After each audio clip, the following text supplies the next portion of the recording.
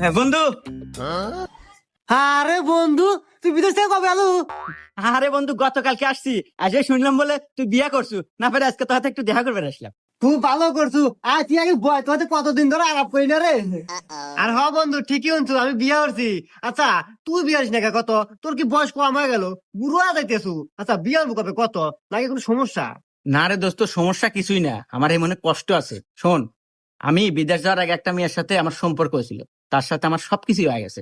তারপরে ওই মেয়েটা আমাকে আলু মালু বুঝে বিদেশ পাঠাইলো।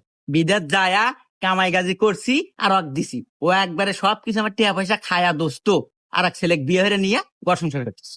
ইস রে বন্ধু, কষ্ট লাগলো। আর কি কমু কয়া, এই যুগের মেয়েরা সবাই সবাই ডুপ্লিকেট। একজনের সম্পর্ক হইলে সবকিছু হইলে আর একজনের বিয়ে নিয়ে থাকে। হে আন্দাজে বন্ধু, আমি বউটো পাচ্ছি একবার নিখুঁত। লাখে দুটো পাওয়া যাবে কিনা সন্দেহ। চাঁদের গায়ে কলম আছে, আমার বই